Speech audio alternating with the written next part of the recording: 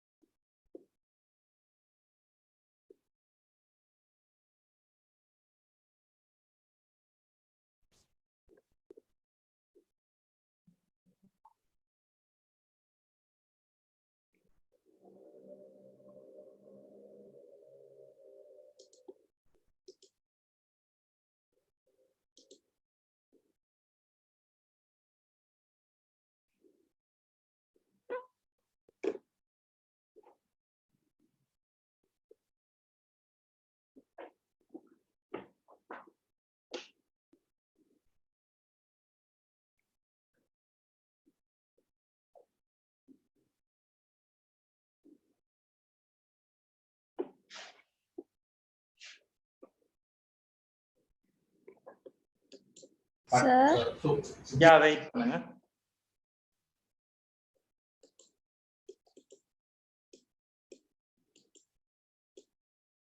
Sir recording எந்த லேப்பால ஆகுது sir? விளங்கல? ரெக்கார்டிங் எந்த கையால ஆகுது? எந்த லேப்புக்கு ரெக்கார்ட் ஆகுது சார்? ஓகே, பிரச்சனை இல்லை. ஓகே.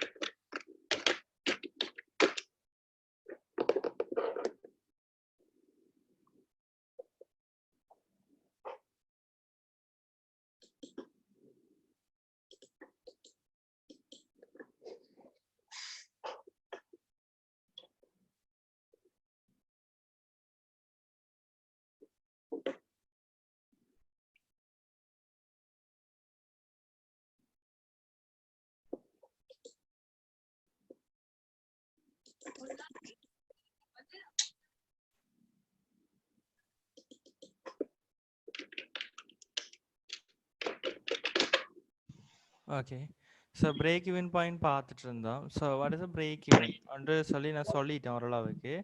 ஸோ இந்த பாயிண்ட்டை சொல்லுவான், என்னது சொல்லுவான், ஃபிக்ஸ் காஸ்ட்ன்னு சொன்னான். ஓகே, இந்த பாயிண்ட்டை சொல்லுவான் என்னன்னு சொல்லி வேரியபிள் காஸ்ட்ன்னு சொன்னான். இப்போ நான் சொன்னேன் இது போல டோட்டல் காஸ்ட்ன்னு சொன்னேன். அதாவது ஜீரோ சேல்ஸில் வந்து எங்களுக்கு வர ஃபிக்ஸ் காஸ்ட்டும் டோட்டல் காஸ்ட்டும் என்ன இருக்குது, ஈக்குவலாக இருக்குது. பாருங்கள், டோட்டல் காஸ்ட் கர்வ் இது, ஃபிக்ஸ் காஸ்ட் லைன் இது. அப்போ ஜீரோ சேல்ஸாக இருக்க நேரம் டோட்டல் காஸ்ட் அண்ட் டோட்டல் காஸ்ட்டும் அண்ட் டோட்டல் ஃபிக்ஸ் காஸ்ட்டும் என்ன இருக்குது, சேமாக இருக்குது. அப்போ இந்த இடத்துல என்ன இருக்குது, வேரியபிள் காஸ்ட் ஜீரோவாக இருக்குது. அப்போ ஜீரோ சேல்ஸாக இருக்கிற நேரம் டோட்டல் காஸ்ட்ன்னு சொல்கிறதும் ஒன்று தான், ஃபிக்ஸ் காஸ்ட்ன்னு சொல்கிறதும் ஒன்று தான், ரெண்டுமே சேமாக தான் இருக்கும். ஓகே, இங்கே பார்த்தீங்கன்னா பிரேக் ஈவன் பாயிண்ட்டா சேல்ஸ் ரெவன்யூவும் டோட்டல் காஸ்ட்டும் எங்கே ஈக்குவலாக இருக்கோ அந்த பாயிண்ட்டை தான் என்னட்டு சொல்லுவோம், அந்த பாயிண்ட், இந்த பாயிண்ட்டை தான் சொல்லுவோம் என்னது, நாங்கள் பிரேக் ஈவன் பாயிண்ட்டு சொல்லுவோம். ஓகே, அப்போ இந்த இடத்துல வந்து டோட்டல் காஸ்ட்டும் டிஆரும் டோட்டல் ரெவன்யூவும் டோட்டல் காஸ்ட் டிசியும் வந்து ஈக்குவலாக இருக்குது. அப்போ இங்கே லாபமோ நட்டமோ இருக்குமா? இல்லை, ப்ராஃபிட்டும் இருக்காது, லாஸும் இருக்காது. என்னென்னு சொன்னால் டோட்டல் ரெவன்யூ வந்து டோட்டல் சேல்ஸுக்கு இந்த இடத்துல ஈக்குவலாக இருக்குது. அதாவது லாபமும் இருக்காது, நட்டமும் இருக்காது. ஓகே, இந்த இடத்த பாருங்க. இந்த ஃபார் எக்ஸாம்பிள் இந்த இடத்துல ஒரு யூனிட்ஸ், இந்த இடத்துல நான் சொன்னேன் யூனிட்ஸ் தான் இருக்கும். இந்த இடத்துல வந்து சொன்னேன்னா காஸ்ட் அண்ட் ரெவன்யூ இருக்கும்னு சொன்னேன். ஓகே, அப்போ இந்த இடத்துல வந்து பார்த்தீங்கன்னு சொன்னீங்கன்னு சொன்னால் இந்த இடத்துல ஒரு யூனிட்ஸ் வந்து ப்ரொடியூஸ் பண்ணுறாங்கன்னு வைப்பமே. இப்போ இந்த இடத்துல இருக்கிற என்ன சொன்னால் எங்களுக்கு கிடைக்கிற ரெவன்யூ இவ்வளவு தான், பட் காஸ்ட் வந்து என்ன இருக்குது, ஹையாக இருக்குது. பிகாஸ் என்ன ரீசன் சொன்னால் எங்களுக்கு நாங்கள் யூனிட்ஸை ப்ரொடியூஸ் பண்ணாமலே எங்களுக்கு என்ன வந்திருக்கு, காஸ்ட் வந்து இனிஷியலாக வந்திருக்கு. அதுதான் என்ன ஆயிருக்கு, அதால தான் எங்களுக்கு யூனிட்ஸ் நாங்கள் என்ன ப்ரொடியூஸ் பண்ணாலும் சர்டன் லெவல் வரைக்கும் எங்களுக்கு லாஸ் வரும். கிளியரா சர்டன் லெவல் வரைக்கும் உங்களுக்கு என்ன வரும் லாஸ் வரும் ஓகே சர்டன் லெவல் வரைக்கும் இந்த இந்த இந்த யூனிட்ஸ்ல இதுல பாத்தீங்கன்னு சொன்னா இந்த இடத்துல இவ்வளவு தான் ரெவன்யூ பட் அதுக்கான காஸ்ட் வந்து இங்கே இருக்குது பட் இவ்வளவுனா லாஸா இருக்கு பாருங்க இந்த இடத்துல நீங்க யூனிட்ஸ் ஒன்றை ப்ரொடியூஸ் பண்ணீங்கன்னு சொன்னா இவ்வளவு தான் உங்களுக்கு ரெவன்யூ பட் லாஸ் இவ்வளவு அப்போ லாஸை வந்து பார்த்தீங்கன்னா இவ்வளவுமா இருக்கும் ரெவன்யூ இவ்வளவு காஸ்ட் இவ்வளவு அப்போ விடப்பட்ட இவ்வளவு கேப்பும் என்ன இருக்கும் உங்களுக்கு லாஸாக இருக்கும் அப்போ குறிப்பிட்ட லெவல் வரைக்கும் பாருங்க உங்களுக்கு இந்த இடம் வரைக்கும் போகிற வரைக்கும் பாருங்க இந்த இடத்துல ரெவன்யூ இவ்வளவு காஸ்ட் இவ்வளவு இந்த இடத்துல ரெவன்யூ இவ்வளவு காஸ்ட் இவ்வளவு பாருங்க இந்த இடத்துல இந்த இந்த லைன்ல இருக்கு ரெவன்யூ காஸ்ட்டும் ஈக்குவலா இருக்கு அப்போ இதுக்கு முன்னுக்கு இவ்வளவு என்னன்னு சொல்லுவோம் லாஸ் மேக்கிங் ஏரியான்னு சொல்லுவோம் இந்த ஜெலோ கலர் லைன்ல இருக்க எல்லாமே என்னது லாஸ் மேக்கிங் ஏரியா பாருங்க இதுக்கு பிறகு இந்த சர்டன் லெவலுக்கு பிறகு நீங்க ப்ரொடியூஸ் பண்ற நேரம் தான் உங்களுக்கு என்ன செய்ய போகுது ப்ராஃபிட் கிடைக்க போகுது இவ்வளவு ப்ராஃபிட் என்று சொல்றோம் இவ்வளவு என்னது ப்ராஃபிட் என்று சொல்றோம் ஏன்னு சொன்னீங்கன்னு சொன்னா உங்களுக்கு நீங்க இவ்வளவு யூனிட்ஸை ப்ரொடியூஸ் பண்ணீங்கன்னு சொன்னா உங்களுக்கு வர காஸ்ட் இவ்வளவு தான் பட் அதால கிடைக்கிற ரெவன்யூ இவ்வளவு இப்போ ரெவன்யூல இருந்து டோட்டல் காஸ்ட்டை டிடக்ட் பண்ணி விட்டா இவ்வளவு என்னது உங்களுக்கு ப்ராஃபிட் பாருங்க இந்த இடத்துல நீங்க 10,000 யூனிட்ஸ் நீங்க ப்ரொடியூஸ் பண்ணா உங்களுக்கு வர காஸ்ட் வந்து இவ்வளவு பட் அதால கிடைக்கிற ரெவன்யூ வந்து பாத்தீங்கன்னு சொன்னா இவ்வளவு அப்போ ரெண்டுக்கும் விடப்பட்ட வித்தியாசம் என்னன்னு சொல்லுவோம் ப்ராஃபிட் சொல்லுவோம் அப்போ உலகம் வந்து என்ன இந்த சர்டன் லெவலுக்கு அப்புறம் இங்காலைக்கு வார எல்லாமே என்னது ப்ராஃபிட் இந்த சர்டன் லெவலுக்கு முன்னுக்கு வார எல்லாமே என்னது லாஸ் சொல்லுவோம் ஏன் இந்த எங்களுக்கு லாஸ் வருதுன்னு சொன்னா இந்த சர்டன் பாயிண்ட் வரைக்கும் எங்களுக்கு வந்து ஃபிக்ஸ் காஸ்ட் கவர் ஆகுது பாத்தீங்கன்னு சொன்னா முதல் வந்து எங்களுக்கு ஜீரோ சேல்ஸ்ல எங்களுக்கு வந்த ஃபிக்ஸ் காஸ்ட் எவ்வளவு வந்து பாத்தீங்கன்னா 35,000 பவுண்ட்ஸ் வந்து எங்களுக்கு என்ன ஜீரோ சேல்ஸ்ல இருக்கு அதுக்கப்புறம் நீங்க ஒவ்வொரு யூனிட்டா சேல்ஸ் பண்ணிட்டு வர முதல்ல என்ன ஆகுதுன்னு சொன்னா பாருங்க ஒவ்வொரு யூனிட்டா நீங்க சேல்ஸ் பண்ணிட்டு வர ஃபர்ஸ்ட் வந்து இவ்வளவு இந்த லாஸ் மேக்கிங் ஏரியா என்னத்தால வந்துச்சுன்னா எங்களுக்கு ஃபிக்ஸ் காஸ்டால வந்துச்சு ஜீரோ யூனிட்ஸ்லயும் எங்களுக்கு 35,000 லாஸ் விளைச்சா நீங்க யூனிட்ஸை ப்ரொடியூஸ் பண்ணீங்களோ இல்லையோ உங்களுக்கு இந்த சர்டன் காஸ்ட்ன்றது இருக்குது அப்ப இதை கவர் பண்ற வரைக்கும் உங்களுக்கு லாஸா தான் இருக்கும் அது எங்க கவர் ஆகும்னு சொன்னா இந்த பிரேக் ஈவன் பாயிண்ட்ல உங்களுக்கு கவர் ஆகும் ஃபுல்லாவே இந்த இவ்வளவு 35,000 எங்க கவர் ஆகும்னு சொன்னா இந்த பிரேக் ஈவன் வரைக்கும் கவர் ஆகிட்டே போகும் அதுக்கு அப்புறம் நீங்க ஈட்டுறதுதான் என்ன கருதப்படும் லாபமாக கருதப்படும் சரியா நீங்க ஜீரோ யூனிட்ஸ்ல உங்களுக்கு இவ்வளவு லாஸ் அதுக்கப்புறம் ஒரு யூனிட்டை நீங்க சேல்ஸ் பண்ணீங்கன்னு சொன்னா அந்த நீங்க இனிஷியலா இன்வெஸ்ட் பண்ண அந்த 35,000ல ஒரு பகுதி கவர் ஆகும் அதுக்கப்புறம் இன்னொரு யூனிட்டை சேல்ஸ் பண்ணா இனிஷியலா இன்வெஸ்ட் பண்ணதுல ஃபர்ஸ்ட் இது கவர் ஆகும் அப்படி கவர் ஆகிற டோட்டலா கவர் ஆகிற பாயிண்ட் தான் எதுன்னு பாத்தீங்கன்னு சொன்னீங்கன்னு சொன்னா இந்த பாயிண்ட் பிரேக் ஈவன் பாயிண்ட் அப்ப இந்த பாயிண்ட்ல வந்து உங்களோட டோட்டல் கண்ட்ரிபியூஷனும் டோட்டல் ஃபிக்ஸ் காஸ்டும் ஈக்குவலா இருக்கும் என்னன்னு சொல்றேன் டோட்டல் கண்ட்ரிபியூஷனும் டோட்டல் ஃபிக்ஸ் காஸ்ட்டும் என்ன இருக்கும் ஈக்குவலா இருக்கும் இந்த பாயிண்ட்ல நான் அந்த லாஸ்ட் கிளாஸ் சொல்லி தந்தேன் நான் ஞாபகம் கண்ட்ரிபியூஷன் அப்படி காணுவோம் selling price per unit minus variable காஸ்ட்னு சொன்னேன் ஞாபகம் இருக்கா எல்லாருக்கும் ஓகே அனிதா ஞாபகம் இருக்கா ஓகே அப்போ லாஸ்ட் கிளாஸ் நான் சொன்னேன் இந்த பாயிண்ட்ல வந்து பாத்தீங்கன்னு சொன்னா எங்களுக்கு வந்து டோட்டல் கண்ட்ரிபியூஷனும் டோட்டல் ஃபிக்ஸ் காஸ்டும் என்ன இருக்கும் ஈக்குவலா இருக்கும் இதுக்கு பிறகு நீங்க ஈட்டுற எல்லாம் தான் என்ன கருதப்படும் லாபமாக கருதப்படும் அதுக்கு பிறகு சேல்ஸ் மூலம் கிடைக்கிற ஒவ்வொரு கண்ட்ரிபியூஷனுமே என்ன இருக்கும் உங்களுக்கு ப்ராஃபிட்டா இருக்கும் அதுக்கு முதல் நீங்க சேல்ஸ் மூலம் ஈட்டின இந்த சர்டன் லெவல் வரைக்கும் சேல்ஸ் மூலம் உங்களுக்கு கிடைக்கிற கண்ட்ரிபியூஷன் அவ்வளவு என்னது உங்களோட இனிஷியலா நீங்க இன்வெஸ்ட் பண்ண ஃபிக்ஸ் காஸ்ட்டை கவர் பண்றதுக்காண்டி யூஸ் ஆகுது அப்ப இந்த இடத்துல நீங்க ஃபுல்லா உங்களோட டோட்டல் ஃபிக்ஸ் காஸ்ட்டை கவர் பண்ணுவீங்க அதுக்கு பிறகுதான் என்ன நடக்கும் நீங்க சேல்ஸ் பண்ற ஒவ்வொரு யூனிட்டாலையும் உங்களுக்கு ப்ராஃபிட் கிடைக்கும் உங்களோட சேல்ஸ் பண்ற யூனிட் மூலம் கிடைக்கிற கண்ட்ரிபியூஷன் அவ்வளவு ப்ராஃபிட்டாக கருதப்படும் அப்போ இவ்வளவு லாஸ் மேக்கிங் ஏரியான்னு சொல்லுவோம் இவ்வளவு என்ன சொல்லுவோம் ப்ராஃபிட் மேக்கிங் ஏரியான்னு சொல்லுவோம் அப்ப இதுதான் உங்களோட டோட்டல் காஸ்ட் லைன் இது உங்களோட டோட்டல் ஃபிக்ஸ் காஸ்ட் லைன் அப்ப இந்த டோட்டல் காஸ்ட்டுக்கும் டோட்டல் ஃபிக்ஸ் காஸ்ட்டுக்கும் இடையிலான வித்தியாசத்தை தான் சொல்லுவோம் டிஃபரன்ஸத்தை தான் சொல்லுவோம் என்னன்னு சொல்லி டோட்டல் வேரியபிள் காஸ்ட் அப்ப இது ரெண்டுக்கும் இடையிலான வித்தியாசம் தான் என்னன்னு சொல்லுவோம் டோட்டல் வேரியபிள் காஸ்ட் அப்ப டோட்டல் காஸ்ட்ல இருந்து ஃபிக்ஸ் காஸ்ட்டை கழிச்சு விட்டீங்கன்னு சொன்னா இதுவெல்லாம் வேரியபிள் காஸ்ட் விளைஞ்சா இதுவெல்லாம் வேரியபிள் காஸ்ட் இது என்ன லைன் டோட்டல் காஸ்ட் லைன் இது ஃபிக்ஸ் காஸ்ட் லைன் அப்ப ரெண்டுக்கும் இடையான வித்தியாசம் இது இவ்வளவு என்னன்னு சொல்லுவோம் வேரியபிள் காஸ்ட்னு சொல்லிட்டு இருப்போம் ஓகே இது இவ்வளவு என்னது வேரியபிள் காஸ்ட் கிளியரா அப்ப உங்களோட பிரேக் ஈவன் பாயிண்ட்டுக்கும் பட்ஜெட் பண்ண சேல்ஸுக்கு முடியான பட்ஜெட் பண்ண நீங்க யோசிக்கிறீங்க அது ரெண்டுக்கு முடியான வித்தியாசத்தை சொல்லுவேன்னா மார்ஜின் ஆஃப் சேஃப்டி உங்களோட பிரேக் ஈவன் பாயிண்ட்ல நீங்க யோசிக்கிறீங்க இவ்வளவு யூனிட்ஸை நாங்கள் சேல்ஸ் பண்ண வேண்டும் பட் ஆனா நீங்க இவ்வளவு பிரேக் இவன் பாயிண்ட் இவ்வளவு, பட் இவ்வளவு யூனிட்டை சேல்ஸ் பண்ணணும்னு யோசிக்கிறீங்க. நீங்க எக்ஸ்பெக்ட் பண்ற சேல்ஸுக்கும் பிரேக் இவனுக்கும் இடையிலான வித்தியாசத்தை தான் சொல்லுவேன்னா மார்ஜின் ஆஃப் சேஃப்டின்னு சொல்லுவோம்.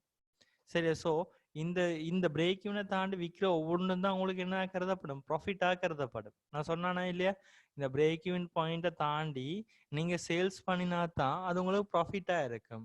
ஸோ ஒரு ஆர்கனைசேஷன் வந்து அப்போ டிசைட் பண்ணும் என்னன்னு சொன்னீங்கன்னு சொன்னால், ஒரு சேல்ஸை மேற்கொள்றதுக்கு முதல்ல நாங்கள் எவ்வளவு சேல்ஸ் பண்ணாங்களுக்கு ப்ராஃபிட், அவ்வளோ மினிமம் சேல்ஸ் பண்ணணும். அந்த மினிமம் சேல்ஸ் பண்ணுற பாயிண்ட் தான் எதுன்னு பார்த்தீங்கன்னா பிரேக் ஈவன் பாயிண்ட். அப்போ ஒரு ஆர்கனைசேஷன் தன் டோட்டல் காஸ்ட் தான் ஒரு ப்ரொடக்ஷன் செய்கிற நேரம் அந்த ஆர்கனைசேஷனுக்கு காஸ்ட் வரும்.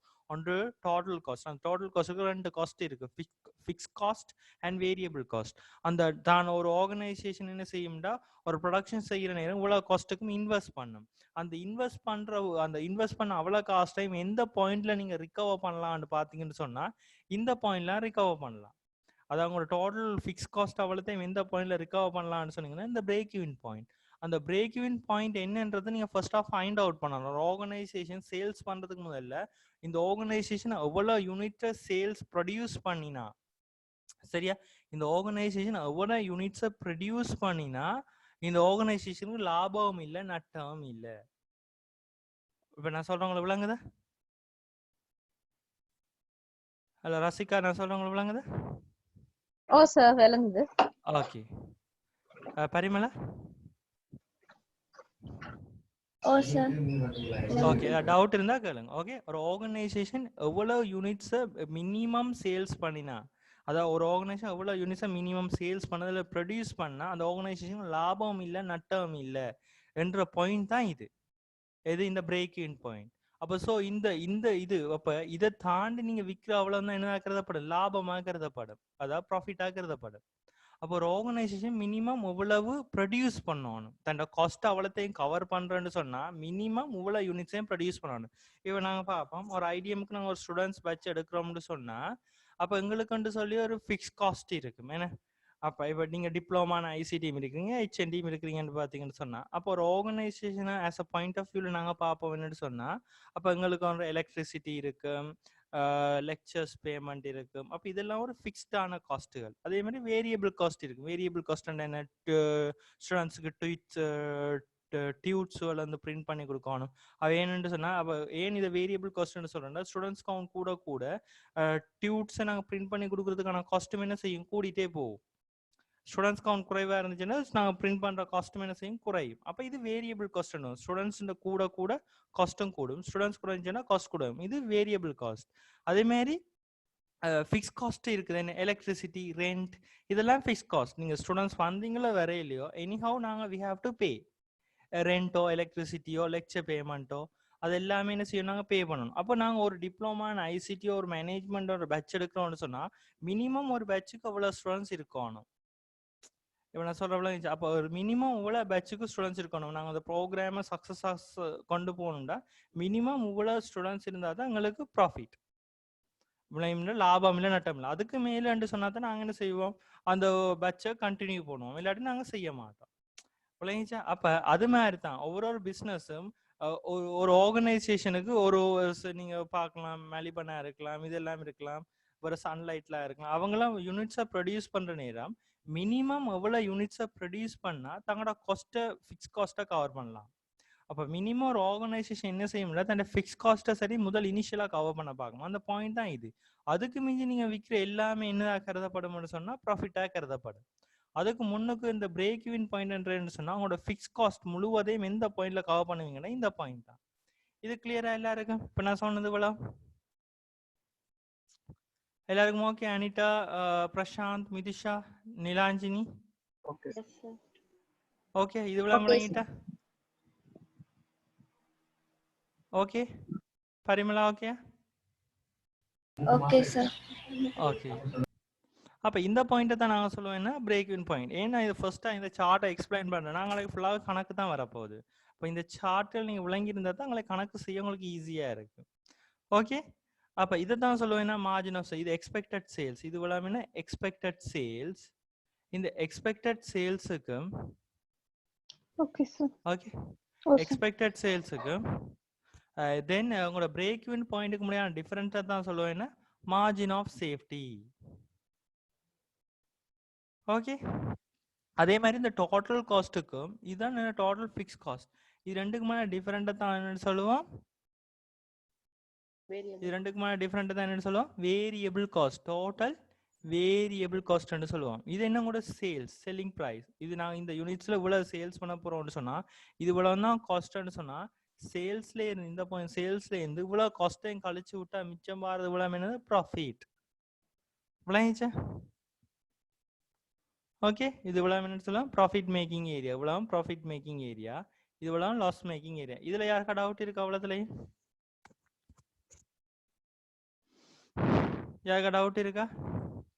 ரசிகா? இல்ல சார். இல்லை. ஓகே, இப்போ நான் ஃபர்தராக கண்டினியூ பண்ணுறேன். ஓகே ஓகே, இப்போ நாங்கள் லாஸ்ட் கிளாஸ் பார்த்து நாங்கள் என்னென்னு சொன்னால் so the break-even point and so on. An important concept for the decision makers is break-even. At a level of zero sales, then level of zero sales. At a level of zero sales, the company's total contribution will be zero. Company total contribution that is zero. But therefore, they will make the total loss equal to the level of their fixed cost. இதில் பார்த்தீங்கன்னா எங்களோட contribution எங்களோட level of sales வந்து ஜீரோவாக இருக்கிற நேரம் எங்களோட contribution ஜீரோவாக இருக்கும். சரியா? ஆனால் எங்களுக்கு வந்து சேல்ஸ் வந்து ஜீரோவாக இருக்கிற நேரம் ஆனால் டோட்டல் லாஸ்ன்றது வரும். பிகாஸ் என்னன்னு சொன்னால் இனிஷியலாக நாங்கள் ஃபிக்ஸ் காஸ்ட்ன்றது வரும். நான் எனிஹவ் ப்ரொடியூஸ் பண்ணோமோ இல்லையோ எங்களுக்கு என்னது ஃபிக்ஸ் காஸ்ட்ன்றது இருக்கு. அதால எங்களுக்கு என்ன இருக்கு உங்களோட டோட்டல் லாஸ்ன்றது வந்து உலகம் வந்து என்னதான் ஈக்குவலா இருக்கும்னு பாத்தீங்கன்னா எங்களோட டோட்டல் ஃபிக்ஸ் காஸ்ட்டுக்கு ஈக்குவலா இருக்கு. Okay, as sales revenue grow, அதாவது சேல்ஸ் ரெவன்யூ இன்க்ரீஸ் ஆகிற நேரம் as sales revenue grow the contribution will grow. அதாவது சேல்ஸ் ரெவன்யூ இன்க்ரீஸ் எங்களோட contribution increase the contribution grow and will start to cover the fixed cost. Initially invest பண்ண இந்த fixed cost என்ன செய்யணும்னு சொன்னா contribution 1/a cover பண்ணிட்டு வரும். இப்போ நாங்கள் இதில் ஒரு யூனிட்டை சேல்ஸ் பண்ணோம், ஒரு யூனிட்டை சேல்ஸ் பண்ணோம், இப்போ இந்த 2 யூனிட்டை சேல்ஸ் பண்ணோம், 3 யூனிட்டை சேல்ஸ் பண்ண எங்களுக்கு ஒவ்வொரு யூனிட்டையும் சேல்ஸ் பண்ணால் ஒரு கொஞ்சம் ப்ராஃபிட் கிடைக்கும். பட் இந்த இடத்துல நாங்கள் என்ன நடக்கும்னு சொன்னீங்கன்னு சொன்னால் நாங்கள் இனிஷியலாக இன்வெஸ்ட் பண்ண இந்த 35,000 பவுண்ட்ஸ் இருக்குதா இல்லை ஃபிக்ஸ் காஸ்ட் அவ்வளோ முழுசாக கவர் ஆகிற பாயிண்ட் தான் இது பிரேக் ஈவன் பாயிண்ட். அதான் நாங்கள் இனிஷியலாக ஒரு பிஸ்னஸுக்கு போட்ட ஃபிக்ஸ் காஸ்ட் அண்டு வருமா இல்லையா அந்த ஃபிக்ஸ் காஸ்ட் ஃபுல்லாக எந்த இடத்துல கவர் பண்ணுவோம்னு பார்த்தீங்கன்னு சொன்னால் இந்த இடத்துல கவர் பண்ணுவோம். அப்போ இந்த யூனிட்ஸை நீங்கள் இது போகிற வரைக்கும் நீங்கள் உங்களோட பிஸ்னஸை கண்டினியூ பண்ணிகிட்டே இருக்கணும். இவ்வளோ யூனிட்ஸை சேல்ஸ் பண்ணி ப்ரொடியூஸ் பண்ணுற வரைக்கும் இவ்வளோ யூனிட்ஸை நீங்கள் சேல்ஸ் பண்ணினா தான் நீங்கள் இனிஷியலாக இன்வெஸ்ட் பண்ண ஃபிக்ஸ் காஸ்ட்டை சரி கவர் பண்ணலாம், இல்லாட்டி உங்களுக்கு லாஸ் தான். Okay, as the level of sales revenue grow, the contribution will grow and will start to cover the fixed cost. Eventually, the point will be reached where the neither profit or loss is made. இப்போ இதில் பார்த்தீங்கன்னு சொன்னால் இந்த பாயிண்ட்டை meet பண்ணணும் உங்களுக்கு profit R லாஸ்ன்றது இருக்காது. This is the point. Point is called as a break-even point. At this point, the total contribution must exactly match the fixed cost. நான் சொன்னானா இல்லையா இந்த பாயிண்ட்ல வந்து உங்களோட டோட்டல் கண்ட்ரிபியூஷன் வந்து எதுக்கு மச்சா இருக்கும்னு பாத்தீங்கன்னா உங்களோட டோட்டல் ஃபிக்ஸ் காஸ்ட்டுக்கு மச்சா இருக்கும். என்னன்னு சொன்னா இந்த பாயிண்ட்ல என்ன நடக்கும்னு சொன்னீங்கன்னா நீங்க இனிஷியலா இன்வெஸ்ட் பண்ண டோட்டல் ஃபிக்ஸ் காஸ்ட் இருக்குதா இல்லையா இந்த ஃபிக்ஸ் காஸ்ட் இது இவ்வளோத்தையும் வந்து இந்த இடத்துல நீங்க கவர் பண்ணுவீங்க. அப்ப இதை கவர் பண்ற வரைக்கும் நீங்க போயிட்டு தான் ஆகும். Okay, any additional contribution made above this level will constitute profit. அப்ப இந்த லெவல் இருக்குதா இல்ல இந்த லெவல் ஆஃப் ஆக்டிவிட்டிக்கு பிறகு இங்காலே கிடைக்கிற அவ்வளவுமே என்னது உங்களுக்கு ப்ராஃபிட்டா தான் இருக்கு. ஏன் நான் ப்ராஃபிட்னு சொல்றோம்னு சொன்னா ஏன்னா இந்த பாயிண்ட்ல உங்களோட டோட்டல் ஃபிக்ஸ் காஸ்ட் ஃபுல்லா கவர் ஆயிட்டீங்க. அதுக்கு பிறகு நீங்க சேல்ஸ் பண்ற ஒவ்வொரு யூனிட்லயும் உங்களுக்கு ப்ராஃபிட் மேக்கிங் கிடைக்கும். என்னன்னு சொன்னா நாங்க பார்த்துனாங்களே இல்லையா லாஸ்ட் கிளாஸ் செல்லிங் ஒரு யூனிட்டை நாங்கள் சேல்ஸ் பண்றோம்டா அதுக்குள்ள ஃபிக்ஸ் காஸ்ட்டும் இருக்கும், ஃபிக்ஸ் காஸ்ட்டையும் கவர் பண்ண பார்ப்போம், வேரியபிள் காஸ்ட்டையும் கவர் பண்ண பார்ப்போம். பிள்ளைங்க அந்த நான் ஒரு ஃபார்முலான்னு சொல்லி தந்த ஞாபகம் இருக்க கண்ட்ரிபியூஷன்ன்றது என்ன சேல்ஸ் வேல்யூ மைனஸ் வேரியபிள் காஸ்ட்னு சொன்னேன்.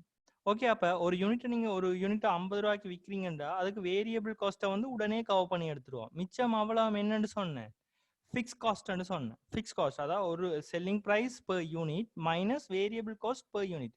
ஒரு யூனிட்டுக்கான செல்லிங் பிரைஸ் பெர் யூனிட்ல இருந்து வேரியபிள் காஸ்ட்டை கழிச்சா அப்புறம் மிச்சம் இருக்க காஸ்ட் தான் என்னது, ஃபிக்ஸ் காஸ்ட்.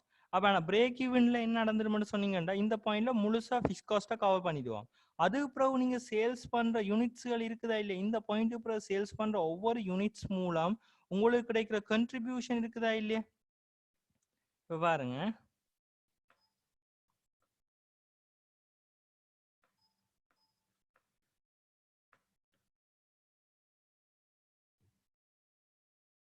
பாருங்க இந்த இதான் ஒரு யூனிட்னு சொன்னா இப்ப பார்ப்போம். ஒரு சன்லைட்டை வந்து விற்கிறீங்க 50 ருபீஸுக்கு, அதுக்கு வேரியபிள் காஸ்ட் வருது ஒரு 30 ரூபா 30 ருபீஸ் வருது. அப்ப சேல்ஸ் வேல்யூலேருந்து வேரியபிள் காஸ்ட்டை கழிச்சு விட்டா வாரது என்ன, 30 ருபீஸை கழிச்சுட்டா sales sunlight 50 rupees, variable cost சன்லைட்டுக்கான 30 ரூபாண்டு வைப்பேன் 30 ருபீஸ். இதுல 50லேருந்து 30 போனா 20, அது என்ன கண்ட்ரிபியூஷன். இப்போ நான் சொல்றேன் 1200 யூனிட்ஸ் தான் உங்களோட பிரேக் இவன் பாயிண்ட். அப்போ 1201 யூனிட்ஸ் நீங்க சேல்ஸ் பண்ணீங்கன்னு சொன்னா அந்த எக்ஸ்ட்ரா சேல்ஸ் பண்ற 1 யூனிட்டாலே உங்களுக்கு ஒரு 20 ருபீஸ் எக்ஸ்ட்ரா கிடைக்குதா இல்லையா.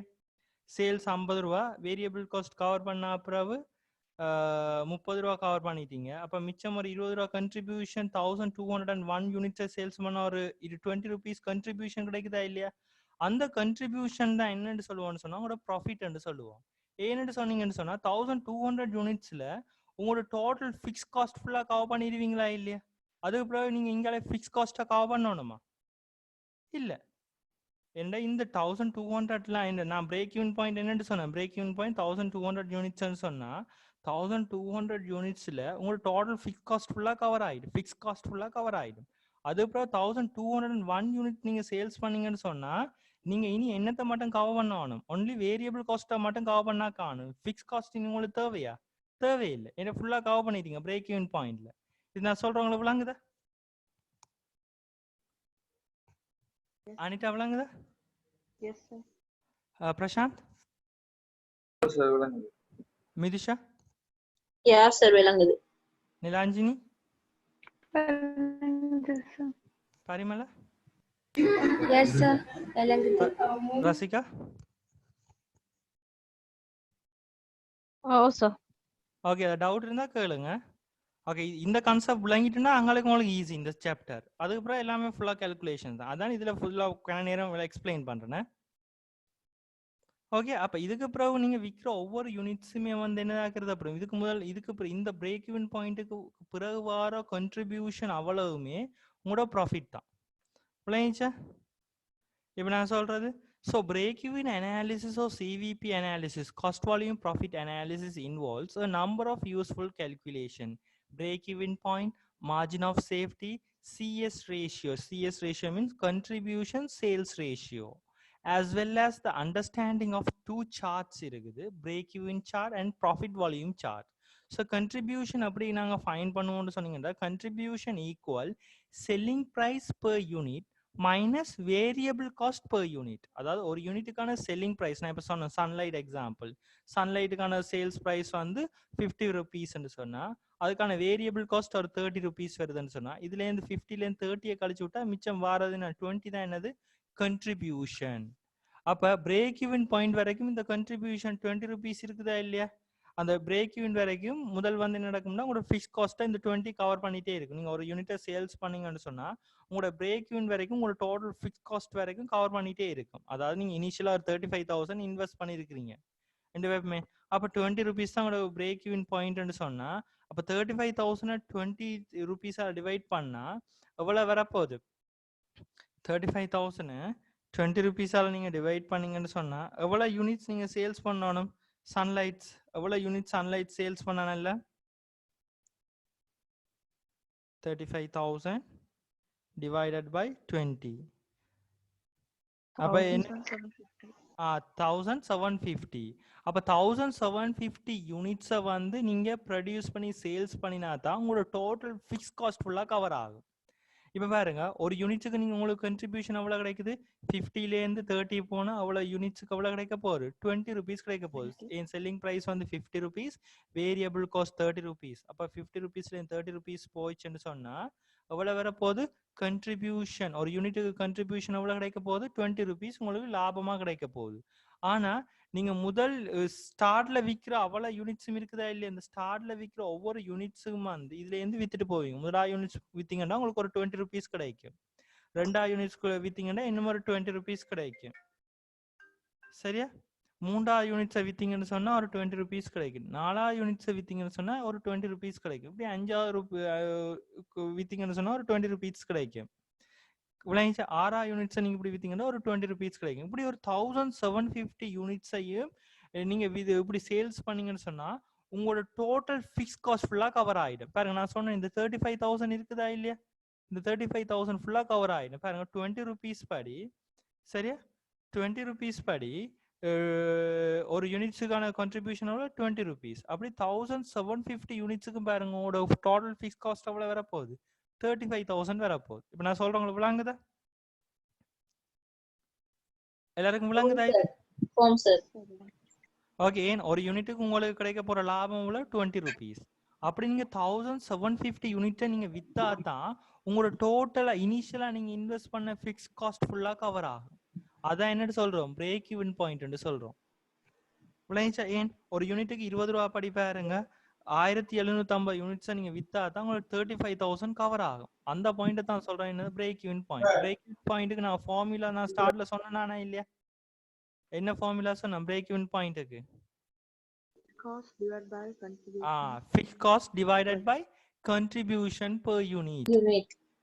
விளைஞ்சா fixed cost எவ்வளவுன்னு சொன்னேன் 35,000 சரியா contribution எவ்வளவுன்னு சொன்னேன் இப்ப 20 rupees ன்னு சொன்னேன் இந்த கணக்கின் படி நான் சொல்ற விளங்குதா இத பாருங்க 35,000 தான fixed cost ன்னு சொன்னேன் இந்த கணக்கின் படி சரியா 35,000 divided by contribution அப்படி காண்றது contribution per unit selling price minus variable cost per unit அப்ப selling price per unit எவ்வளவு 50 rupees variable cost per unit எவ்வளவு 30 rupees அப்ப 50 rupeesல 30 rupees போனா எவ்வளவு வரப்போகுது 20 rupees per unit அப்ப contribution ஒரு யூனிட்டுக்கு எவ்வளவு வரப்போகுது 20 rupees ஓகே அப்ப contribution எவ்வளவு கிடைக்க போகுது ஒரு யூனிட்டுக்கு 20 rupees உங்களோட fixed cost எவ்வளவு வரப்போகுது 35,000 அப்ப 35,000 20 rupees ஆல் டிவைட் பண்ணா உங்களோட பிரேக் ஈவன் பாயிண்ட் எவ்வளவு வரப்போகுது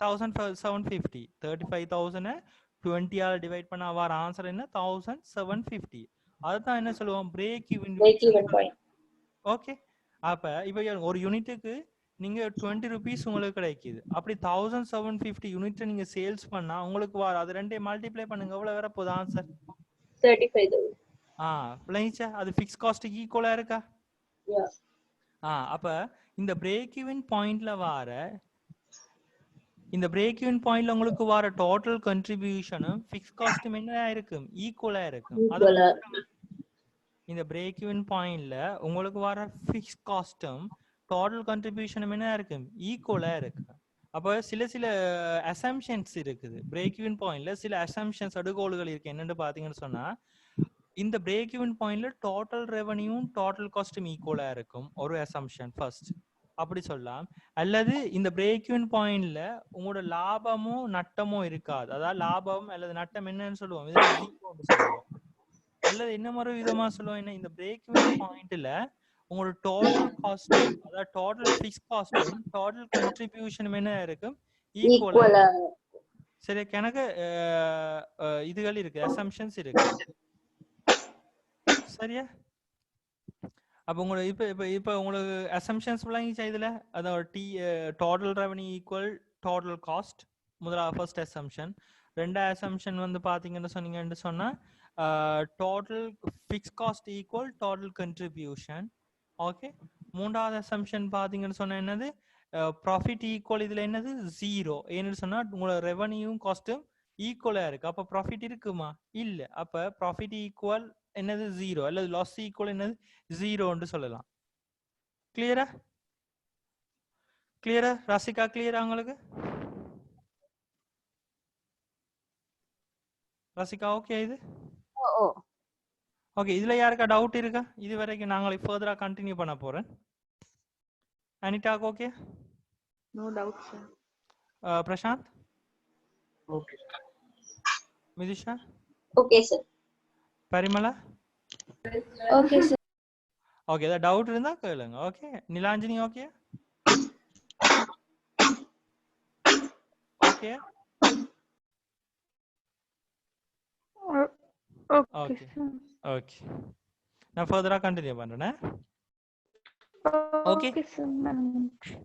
Okay, contribution equal என்ன சொல்லுவோம்? Selling price per unit minus variable cost per unit. Okay. Then break even point. Okay. An important concept for the decision makers is break even. At level of zero sales, the company's total contribution will be zero. Therefore, they will make a total loss equal to the level of their fixed cost. அப்போ நீங்கள் level zero sales unit ஜீரோவாக இருக்கு நேரம் உங்களோட contribution ஜீரோவாக இருக்கும். At the same time உங்களோட total fix cost வந்து உங்களோட டோட்டல் லாஸுக்கு ஈக்குவலாக இருக்கும். As the sales revenue grow, the contribution will grow and will start to cover the fixed cost. அதுக்கப்புறம் நீங்கள் சேல்ஸ் யூனிட்டை 1 by 1 சேல்ஸ் பண்ண ஒவ்வொரு யூனிட் மூலம் உங்களுக்கு என்ன கிடைக்க போகுது? கண்ட்ரிபியூஷன் கிடைக்க போகுது. அதன் மூலம் கிடைக்கிற கண்ட்ரிபியூஷன் நீங்க இனிஷியலா நீங்க ஒரு பிசினஸ்ல இன்வெஸ்ட் பண்ண ஃபிக்ஸ் காஸ்ட் என்ன செய்ய போகுது? கவர் பண்ணிட்டு வர போகுது. சேல்ஸ் பண்ண அது விளங்குதா? As the sales revenue grow, the contribution will grow and will start to cover the fixed cost. Eventually a break even will be reached. Break even point reach பண்ணா பிறகு where neither profit or loss is made. சரியா? அதுல என்னது? உங்களுக்கு ப்ராஃபிட்டும் இருக்காது, லாஸும் இருக்காது. This point is called as a break even point. At this point, the total contribution must exactly match the fixed cost. அப்ப நான் சொன்னேன் இல்லையா, அந்த break even pointல, சரியா? இந்த break even pointல உங்களோட total fixed cost வந்து என்னதுக்கு ஈக்குவலா இருக்கும்? total contributionக்கு ஈக்குவலா இருக்கு. பிளைச்சா? அதான் இதுல சொல்றான். Okay, at this point, the total contribution must exactly match the fixed cost. Any additional contribution made above this level will constitute profit. அந்த break-even point-க்கு பிறகு உங்களுக்கு கிடைக்கிற ஒவ்வொரு யூனிட்ஸ் மூலம் கிடைக்கிற contribution, இந்த break-even point இருக்குதா இல்லையா? இந்த break-even point-க்கு பிறகு நீங்க அடிஷனலா சேல்ஸ் பண்ற ஒவ்வொரு யூனிட்ஸ் மூலம் கிடைக்கிறது என்ன கருதப்படும்? ப்ராஃபிட்டா கருதப்படும். அதனாலதான் பாருங்க இந்த ஏரியால என்னண்டு வருது? ப்ராஃபிட் என்று வருது. இது அப்புறம் நீங்க சேல்ஸ் பண்ற ஒவ்வொரு யூனிட்ஸுமே என்னத்தை கிரியேட் பண்ணும்? ப்ராஃபிட்டை கிரியேட் பண்ணும். கிளியரா? முதலே ப்ராஃபிட்டுக்கு தான் விற்கிறீங்க. பட் என்ன நடக்குதுன்னு சொன்னா பிசினஸ் மினிமம் இவ்வளவு யூனிட்டை சேல்ஸ் பண்ணாதான் அந்த பிசினஸ் சர்வைவ் பண்ணலாம். அதுக்கு பின்னுக்கு சேல்ஸ் பண்ண அப்புறம் தான் உங்களுக்கு கிடைக்கும் என்னது? ப்ராஃபிட் கிடைக்கும். என்னன்னு சொன்னா ஒரு பிசினஸ் நாங்க ஸ்டார்ட் பண்ற நேரம் இனிஷியலா நாங்க எங்கட கை காசு தான் போட்டு பிசினஸ் ஸ்டார்ட் பண்ணுவோம். அப்ப அதால காஸ்ட்டுகள் வேற பார்க்கும், ஃபிக்ஸ் காஸ்ட் எல்லாம் வேற பார்க்கும். அப்ப நான் முதல் பிசினஸ்ல போட்ட காசு எடுக்கணும், ஃபிக்ஸ் காஸ்ட்டுகளை. அப்ப அதெல்லாம் கவர் பண்ணணும். அதை கவர் பண்ற பாயிண்ட் எதுன்னு பாத்தீங்கன்னா அதுதான் சொல்றது பிரேக் ஈவன் பாயிண்ட். அதுக்கு பிறகு நாங்க சேல்ஸ் பண்ற ஒவ்வொரு யூனிட்ஸ் தான் என்ன கருதப்படும்? உங்களுக்கு லாபமா கருதப்படும். முதல்ல நாங்க பிசினஸ்ல போட்ட காசு எடுக்கணுமா இல்லையா? அந்த பாயிண்ட் தான் சொல்றேன்னா பிரேக் ஈவன் பாயிண்ட். அதுக்கு பிறகு நீங்க யூனிட்ஸ் சேல்ஸ் பண்ண வர ஒவ்வொரு கண்ட்ரிபியூஷன் தான் என்ன கருதப்படும்? ப்ராஃபிட்டா கருதப்படும். Okay, if we know how much contribution is earned from each unit sold, is called, then we can calculate the number of units required to break even as follows. So break even point equal fixed cost divided by contribution per unit. Fixed cost என்றது என்னன்னு தெரியும் உங்களுக்கு. இப்ப contribution per unit அப்படி காணும், selling price per unit minus variable cost per unit. Okay, selling price per unit அதுல இருந்து minus பண்ணுவோம் வேரியபிள் காஸ்ட் per யூனிட். அதை கழிச்சு விட்டா வாரதான் என்னன்னு சொல்லுவோம்? contribution per unit. Okay. Okay, for example, suppose the organizations manufactures a single product incurring variable cost of $30 per unit and fixed cost of $20,000 per month. if the product sells for $50 per unit, ஒரு units எவ்வளவுக்கு sales பண்றாங்க, $50க்கு sales பண்றாங்க. அதன் மூலம் variable cost எவ்வளவு வர போகுது, $30. Fix cost எவ்வளவு, 20,000. அப்ப ஃபிக்ஸ் காஸ்ட்டை செல்லிங் பிரைஸ் per யூனிட்ல இருந்து வேரியபிள் காஸ்ட்டை கழிச்சு விட்டா வரேன்னு சொல்லுவோம் கண்ட்ரிபியூஷன் per யூனிட். அப்ப கண்ட்ரிபியூஷன் எவ்வளவு வரப்போகுது, 20 rupees per unit. Contribution per unit எவ்வளவு, இதுல இருந்து கழிச்சு விட்டா வரதான் கண்ட்ரிபியூஷன் per யூனிட் சொல்லுவோம். ஓகே, அப்ப என்னண்டு, ஸோ பிரேக் ஈவன் பாயிண்ட் என்னண்டு வருது பாருங்க.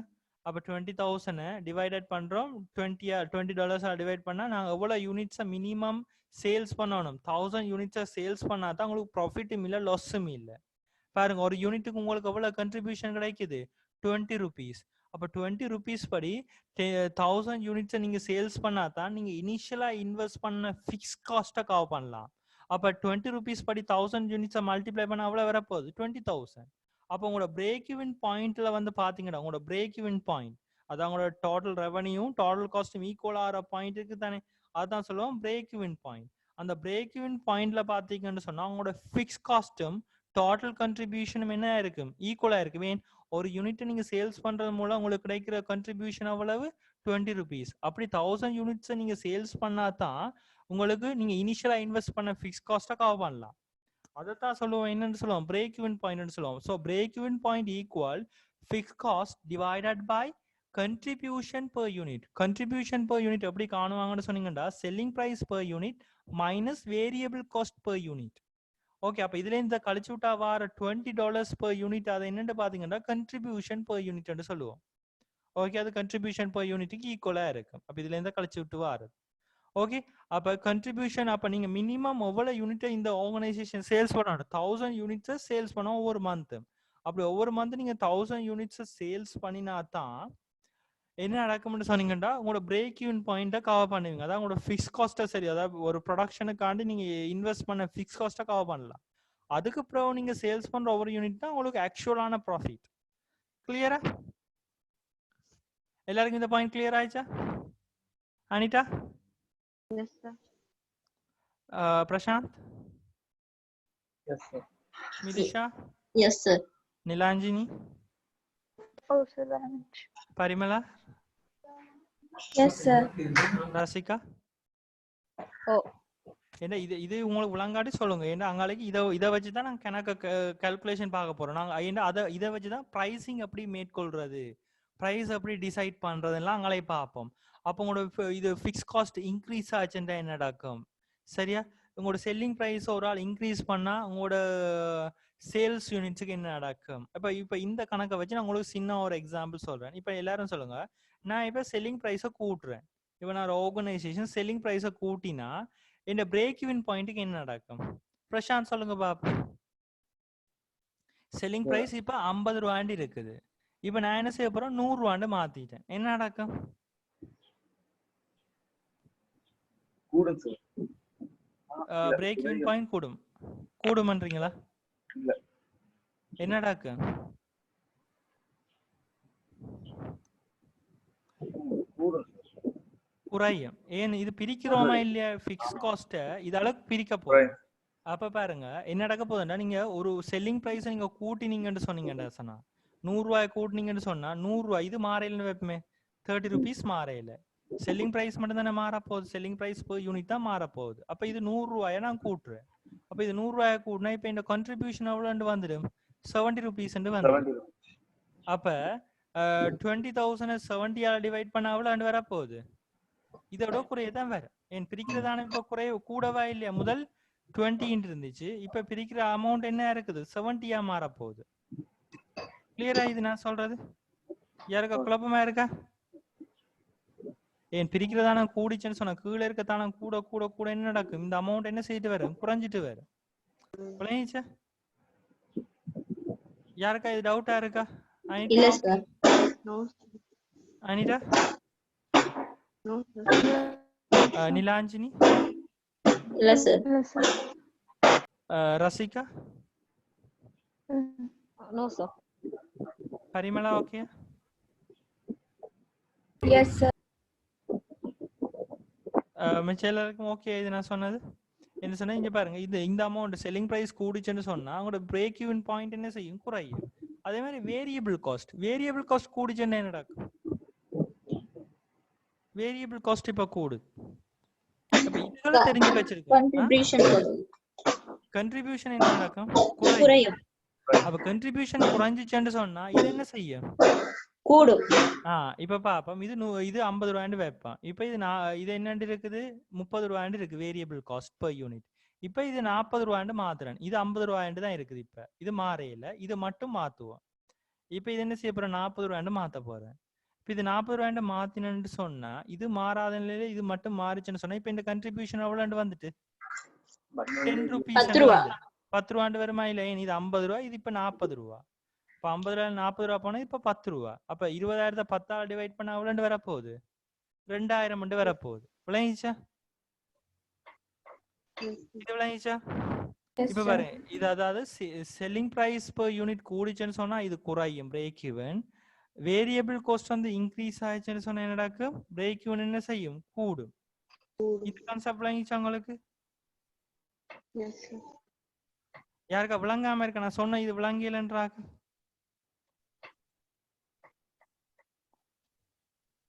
ரசிகாக்கு okay? Okay sir. Anitha? Okay sir. Prasanth? Okay sir. Mithusha, Nilanjini, Parimala? Okay. Oh sir. எல்லாருக்கும் ஓகே. Okay sir. ஓகே. அப்ப ஃபிக்ஸ் காஸ்ட் இப்ப கூடிச்சேன்னா நடக்கும்? பிரேக் ஈவன் பாயிண்ட் கூடும். இதுதானே ஃபிக்ஸ் காஸ்ட். இப்ப இது கூடிச்சேன்னா பிரேக் ஈவன் பாயிண்ட் என்ன செய்யும்? கூடும். ஃபிக்ஸ் காஸ்ட் குறைஞ்சேன்னா பிரேக் ஈவன் பாயிண்ட் என்ன செய்யும்? குறையும். இது விளங்கிச்சா உங்களுக்கு? ஓகே. அப்ப நான் ஃபர்தரா கண்டினியூ பண்றேன். இதெல்லாம் எழுதிட்டீங்களா ஆல்ரெடி முன்னுக்கு தந்ததெல்லாம்? இல்ல சார். யாரும் எழுதே இல்லையா? அப்ப எழுதுறீங்களா ஒரு கைதுல? ஃபர்ஸ்ட்ல இருந்து எழுதுங்க. இது எல்லாரும் நோட்ஸா ஃபுல்லா கிளியரா வச்சிருங்க. இந்த நோட்ஸ் எல்லாம் முக்கியமா பிசினஸ் மேனேஜ்மெண்ட்டுக்கு. நாளைக்கு வேற இடத்துல எல்லாம் இந்த சாப்டர் திருப்பி வரும். பிரேக் ஈவன் பாயிண்ட் பிசினஸ் மேனேஜ்மெண்ட்ல அங்காலே படிக்க போறேன். நான் ஃபுல்லாவே டெப்தா எடுக்கிறேன் இதுலயே. என்னன்னு சொன்னீங்கன்னு சொன்னா பிசினஸ் மேனேஜ்மெண்ட்ல பின்னுக்கு நீங்க MCKI, MWR அதுகள் படிக்கிற நேரம் வேற சாப்டர்ஸ் எல்லாம் இது வரும். ஓகே. அப்ப இந்த நேரம் நல்லா படிச்சிட்டீங்கன்னு சொன்னா அந்த நேரம் உங்களுக்கு ஈஸி. இது எழுதிட்டீங்களா முதல்ல? இது ஸ்டார்ட்ல எழுதிட்டீங்களா? இது இல்ல, இதுதானே சார் ஃபர்ஸ்ட் இது. ஓ யா. பாருங்க வரேன். ஓ இதான் ஃபர்ஸ்ட். ஓகே, எழுதுறீங்களா? இது முக்கியமான பிசினஸ் மேனேஜ்மெண்ட் ஆகளுக்கு முக்கியமான இது என்னன்னு சொன்னா நாங்க முதல்ல லாங் டேர்ம் டிசிஷன் மேக்கிங் பார்த்துட்டோம். லாங் டேர்ம் டிசிஷன் மேக்கிங் என்னது? NPV IRR. இது என்னன்னு பாத்தீங்கன்னா ஷார்ட் டேர்ம் டிசிஷன் மேக்கிங். இது என்னத்துக்கு யூஸ் பண்ணுவோம்னு சொன்னா என்னத்துக்கு? Short term decision making use பண்றதா என்ன? பிரேக் ஈவன் அனாலிசிஸ் அல்ல CVP அனாலிசிஸ் சொல்லுவோம். ஓகே, இது எழுதுறீங்களா? குயிக்கா எழுதுறீங்களா எல்லாரும்?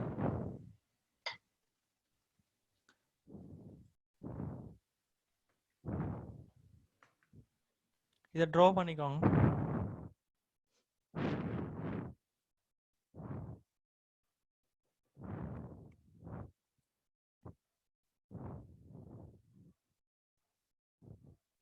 சார் ரெண்டு சார்ட்டையுமா?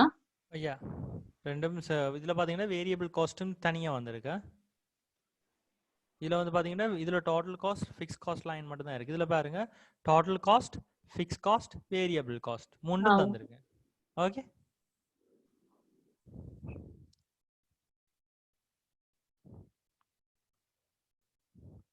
ரசிகா ஓகேயா?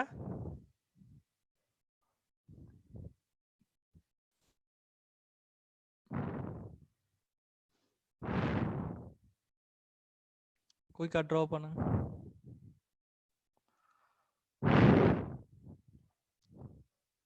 இந்த சப்ஜெக்ட்ல பிசினஸ் மேனேஜ்மெண்ட்டுக்கு வெரி இம்பார்ட்டன்டான சப்ஜெக்ட்ஸ்.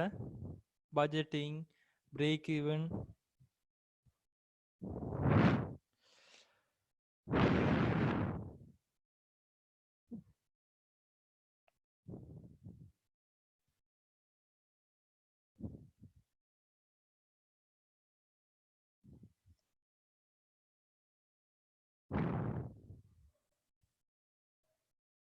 Okay, இதில் இருக்காங்க break-even analysis or CVP analysis involves a number of usual calculations. Break-even point பார்க்க margin of safety, CS ratio, as well as the understanding of two charts, break-even chart or profit volume charts. Okay, contribution equals sales value minus variable cost per unit. இதுவும் sales value per unit minus variable cost per unit. இது மேலே இருக்காங்க குயிக்கா.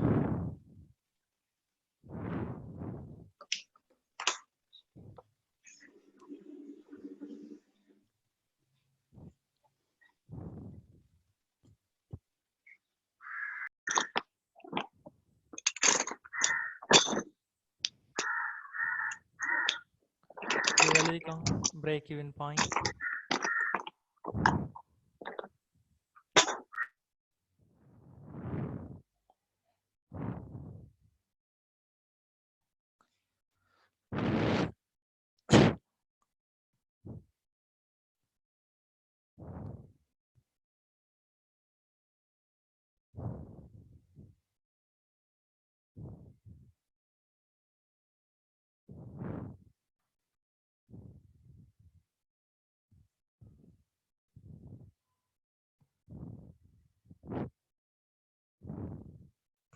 எழுதுங்க.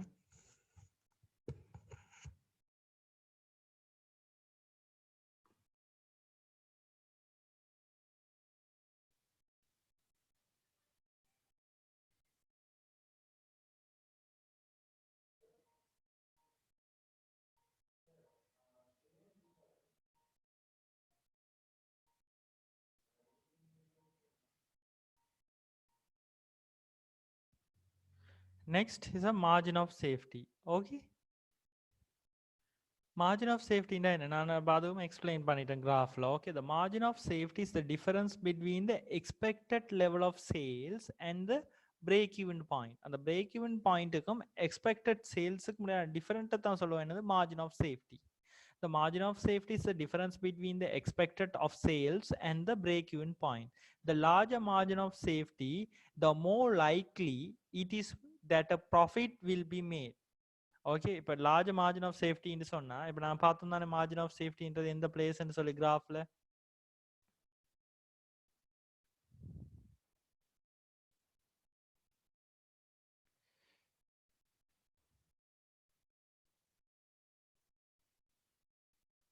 இதன் margin of சேஃப்டின்னு சொன்னது பாருங்க. Margin of சேஃப்டின்றது என்ன? Expected level of sales. இதான் எக்ஸ்பெக்டட் பட்ஜெட்டட் சேல்ஸ். இது எங்களோட பிரேக் இவன் பாயிண்ட். அப்போ இது ரெண்டுக்கும் டிஃப்ரெண்ட்டாக தான் சொல்லுவேன் என்ன மார்ஜின் ஆஃப் சேஃப்டி. ஏன் பிரேக் இவன் பாயிண்ட்டுக்கு அங்காலைக்கு வாரது எல்லாமே எங்களுக்கு என்னது சேஃப்டியானது ஏரியா தான். பிரேக் இவன் பாயிண்ட்டுக்கு அப்புறம் வார ஏரியா சொல்லுவோம்னா சேஃப்டி ஏரியா தான். ஏன்னு சொன்னா இதுக்கு அப்புறம் உங்களுக்கு கிடைக்க போற எல்லாமே லாபம் தானே. ஏன்னா நீங்க சேல்ஸ் பண்ற ஒவ்வொரு யூனிட்டுமே உங்களுக்கு லாபமா மாறப்போகுது. அப்போ ஸோ மார்ஜின் ஆஃப் சேஃப்டி, உங்களுக்கு மார்ஜின் ஆஃப் சேஃப்டி கூட கூட உங்களுக்கு ப்ராஃபிட் என்ன செய்யும்? கூடும். இப்போ மார்ஜின் ஆஃப் சேஃப்டி இந்த லெவல்ல இருந்தா உங்களுக்கு ப்ராஃபிட் வந்து என்னது இவ்வளவு கூட கிடைக்கும். மார்ஜின் ஆஃப் சேஃப்டி வந்து இந்த லெவல்ல இருந்துச்சு, மவுஸ் கர்சர் பாயிண்ட் பாருங்க, இந்த லெவல்ல இருந்துச்சுன்னு சொன்னா உங்களுக்கு இவ்வளவு தான் ப்ராஃபிட் கிடைக்க போகுது. இந்த இவ்வளவு ஏரியா தான் கொஞ்சம். இப்போ மார்ஜின் ஆஃப் சேஃப்டி கூட கூட உங்களுக்கு என்ன செய்ய போகுது? ப்ராஃபிட்டும் என்ன செய்ய போகுது? கூட போகுது. கிளியரா?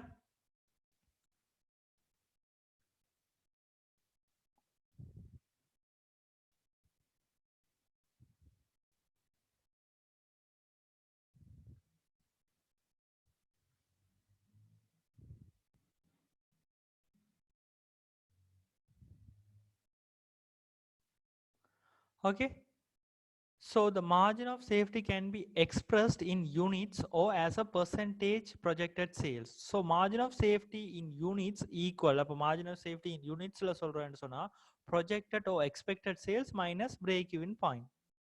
Okay, இது எழுதிக்கோங்க. இருக்கா?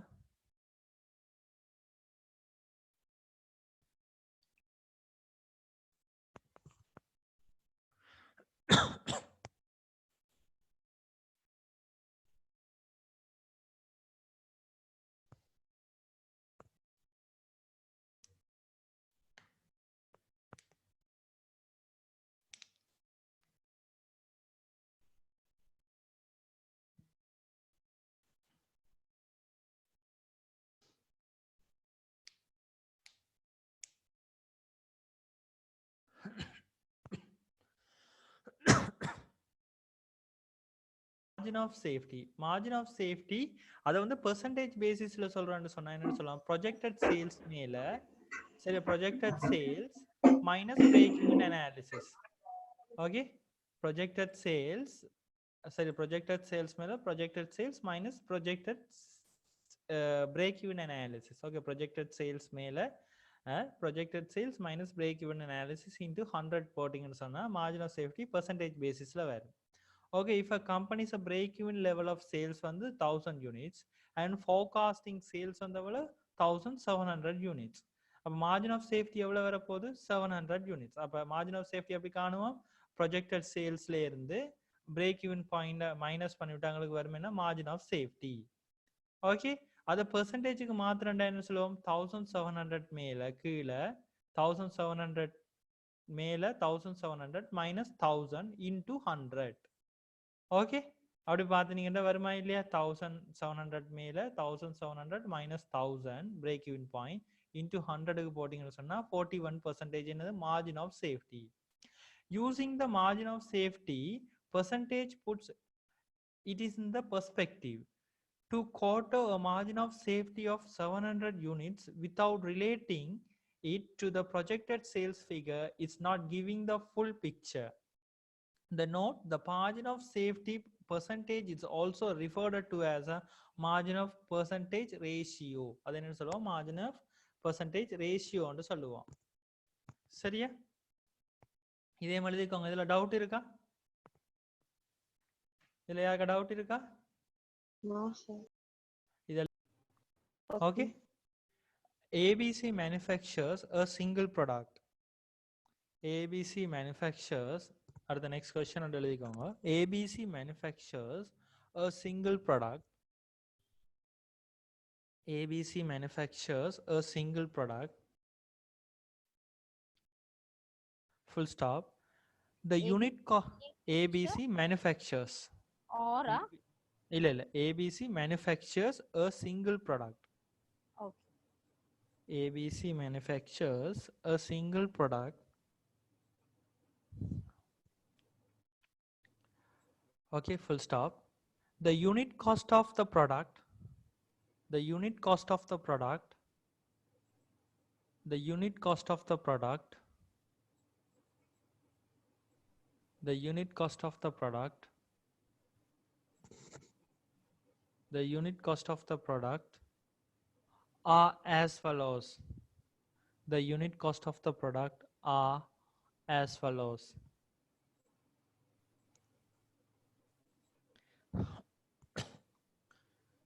The unit cost of the product are as follows.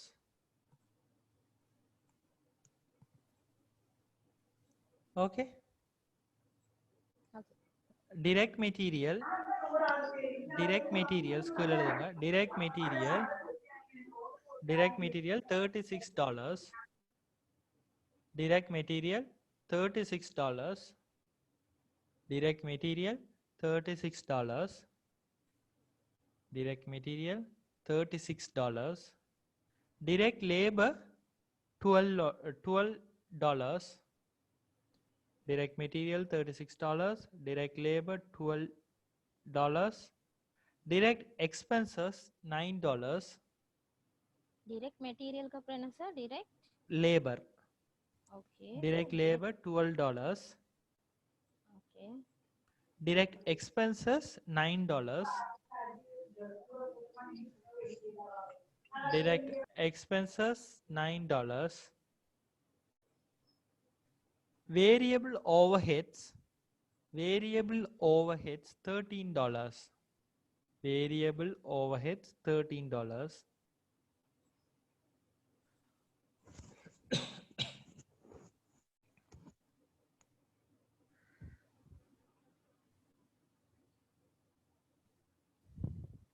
$13, sir. Oh yeah, $13. variable overheads $13.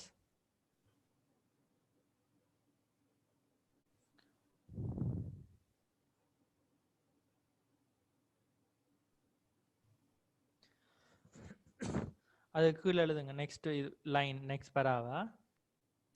The product sells for $95. The product sells for $95. The product sells for $95.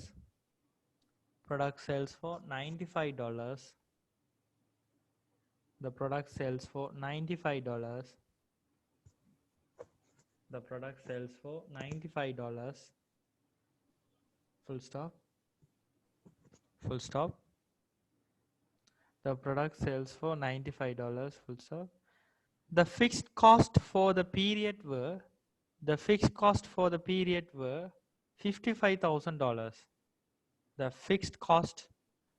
period were $55,000. The fixed cost for the period were $55,000. The fixed cost for the period were $55,000. Required break-even number of units. Required break-even number of units. Have a break-even point என்னன்னு கேட்டிருக்காங்க. Okay, required break-even number of units. அவ்வளோன்னு சொல்லி கேட்குறாங்க. Okay, fine பண்ணுங்க பார்ப்போம், செய்யுங்க பார்ப்போம் இதை. So break-even point equal fixed cost divided by contribution per unit. Okay, so fixed cost எவ்வளோ இதில் 55,000 minus contribution per unit எப்படி காணலாம்? So divided by fixed cost divided by contribution per unit. Fixed cost இதில் எவ்வளோ 55,000 divided by 55,000 divide பண்ணுறோம். Contribution எப்படி find பண்ணுவோம்? Selling price minus variable cost. Okay, selling price இதில் எவ்வளோ தந்திருக்காங்க? ப்ராடக்ட் எவ்வளோத்துக்கு சேல்ஸ் பண்ணுறாங்க? 95 rupees. 95 rupeesக்கு சேல்ஸ் பண்ணுறாங்க. 95 rupees மைனஸ் வேரியபிள் காஸ்ட் எல்லாம் மேலே தந்திருக்காங்களா இல்லையா? Direct material variable cost, direct லேபரும் யூனிட்ஸ்கள் கூட கூட மெட்டீரியல்ஸுக்கான காஸ்ட்டும் என்ன செய்யும்? கூடும். டிரெக்ட் லேபர்ஸ் அதே மாதிரி தான், யூனிட்ஸ் கூட கூட டிரெக்ட் லேபருக்கான காஸ்ட்டும் கூடும். சரியா? டிரெக்ட் லேபர்ஸ் என்ன செய்ய போகுது? யூனிட் டிரெக்ட் எக்ஸ்பென்சஸ் என்ன செய்ய போகுது? யூனிட்ஸ் கூட கூட டிரெக்ட் எக்ஸ்பென்சஸும் கூடும். அதெல்லாம் டிரெக்ட் தந்துருக்காங்க. அண்ட் வேரியபிள் ஓவர் ஹெட்ஸும் அவ்வளவு 13. அப்ப எல்லாத்தையுமே நீங்க இதுல கூட்டம். ஓகே, பிறகு வேரியபிள் காஸ்ட் ஓவர் ஹெட்ஸை மட்டும் எடுக்கிறது இல்லை. ஓகே, எல்லா எக்ஸ்பென்சஸும் வரும். டிரெக்ட் மெட்டீரியலும் வரும், டிரெக்ட் லேபரும் வரும், டிரெக்ட் எக்ஸ்பென்சஸும் வரும், வேரியபிள் ஓவர் ஹெட்ஸும் வரும். கிளியரா? $95 minus $70. $70. 36 12 plus 12 9 13 இவ்வளோத்தையும் கூட்டணும். கூட்டிட்டு டோட்டலா மைனஸ் பண்ணணும் 95ல இருந்து. எவ்வளவு வரப்போகுது? 48 57 70. அப்ப வேரியபிள் காஸ்ட் எவ்வளவு இருக்குது? Variable cost per unit 70. விளங்கிச்சா? இப்ப நான் சொல்றது விளங்குதா? அனிதா விளங்குதா? பரிமளா, அனிதா? Yes, sir. அப்ப 95ல இருந்து 70 போனா அவ்வளவு வரப்போகுது contribution per unit?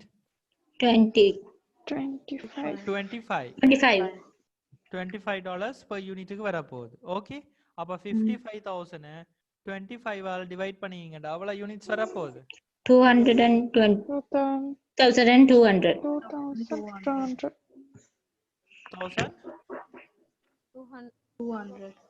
200 வருது.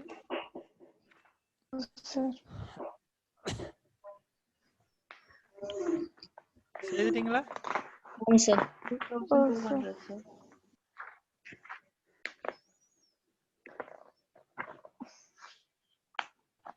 200.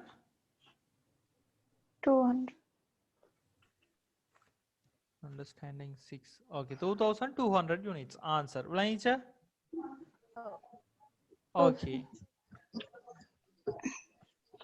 இது எழுதிட்டீங்க தானே? இப்ப ஸ்லைட்ஸ்ல இருக்குது. Sir. Okay, next. இது எழுதியாச்சு. ஓகே, நெக்ஸ்ட் இது. ஓகே, இந்த கால்குலேஷன்ஸ் எழுதுங்க பாப்போம். இதுல காணணும் என்ன? பிரேக் ஈவன் பாயிண்ட்டும் காணணும், மார்ஜின் ஆஃப் சேஃப்டியும் காணணும். ஓகே, கால்குலேஷனை மட்டும் எழுதி நீங்களா ஓனா செய்யுங்க. இந்த கேள்வியை மட்டும் செய்துட்டு ஆன்சரை பார்க்காங்க, நீங்களா செய்யுங்க. Okay, margin of safety calculation. RST manufactures one product. The product sells for $25.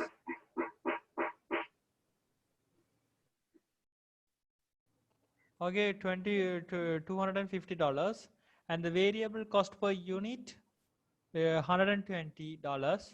Fixed cost for a month were 7,80,000, and monthly projected sales. Huh? What? Yes, Anne? இல்ல சார் சாரி இங்க Okay. Okay. Okay. Question மட்டும் மலிட்டு நீங்க ஓனா செய்யுங்க பாப்போம்.